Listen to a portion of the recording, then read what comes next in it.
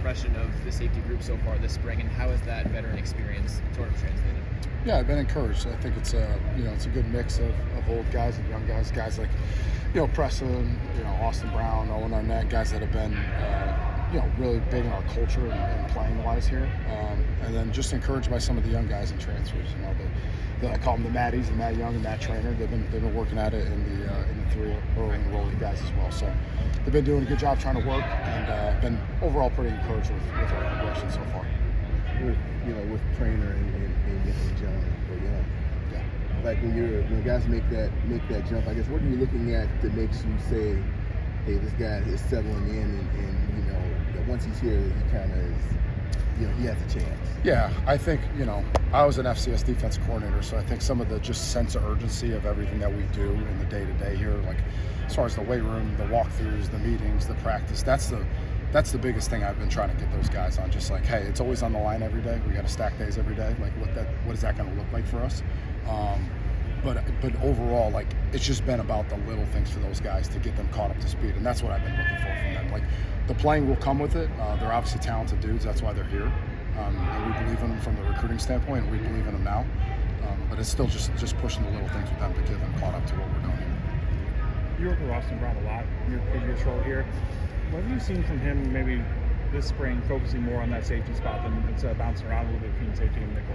Yeah, I think there's been a lot of growth from AB. I think a lot of it's maturity standpoint and just really taking the big picture parts of the game, football IQ, understanding big picture offensive stuff, and just taking it to the next dimension. Like, yeah, it's not only good enough for me to know what I'm doing, but also know what the opponent's going to do to me.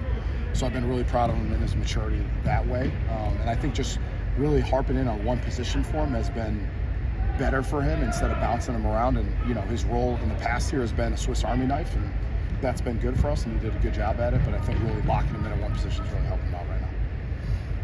When you have a guy like Preston who's been around for so long, I guess what are you looking for him? How do you handle a guy like that in spring practice in terms of just expectations and what you want to get out of him? Yeah, the expectations from the football program is that he's still going to go 100 miles an hour, full speed, live tackle, which is good. I think the biggest thing for him is, as a young position coach, is bouncing things off him. We put in a scheme, we put in a technique, we do a drill. I have a lot of conversations with Preston and just see what he thinks about some things. Because I think if we create an open dialogue from player to coach, I think it builds a stronger trust, and they're going to believe in what we're doing a little bit more. So Preston, being an older guy, just been tying him in on a lot of things and just talking to him just to make sure that him and the other guys in the room see the things the same way that I do, so we're all on the same page in this thing together. This position has been kind of hard to rotate, I think, for this program in the last few years, because you guys had guys like Preston and Hunter with all that experience and maybe not so much behind them. Is it different this year when you brought in some of those transfers that have played before and some of these young guys? Yeah, that's always the plan, is to build strength in numbers and depth. I think there's still things to be desired and things to be seen out there, but those guys have, a lot of those young guys, even Rafton, even some of those early freshmen, like they are growing into their role and what they're doing. But with this football calendar, there's still a lot of things to be seen. Like, what is that going to look like? Or do guys need to go play 800, 700 plays, or are they going to go play 500 or 600 plays? And I think every rep matters, and the more reps we can, like you're talking about, the more reps we can take off the guys, the more healthy they are going to be in the stretch run down the end of the season. When it comes to Matt Young and his transition, what has impressed you about his ability to translate, and what does he still kind of need to work on? Yeah, his work ethic is really good. The kid is diligent, cares about his craft a lot. He's always checking in with me, just kind of clarification on, I think mostly schematically, things that we're doing. You can tell his dad was a high school football coach. You can tell he was very well coached at a young age, and I think he kind of grew up in that environment. Just as far as things for him to do, I think he's just got to keep gaining confidence.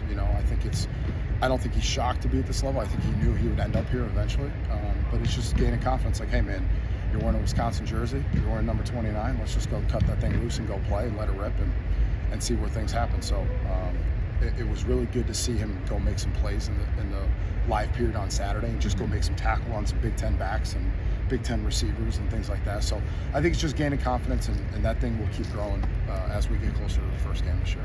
When it comes to the new guys, specifically the Mats, are you still trying to find the proper place for them on the field, or do you feel pretty confident where they're Yeah, we're still trying to find the proper place for them. The defenses, there's similarities, there's differences from the past, asking what we're asking of those guys. And I think the more positions that they know overall, the more value that they're going to have.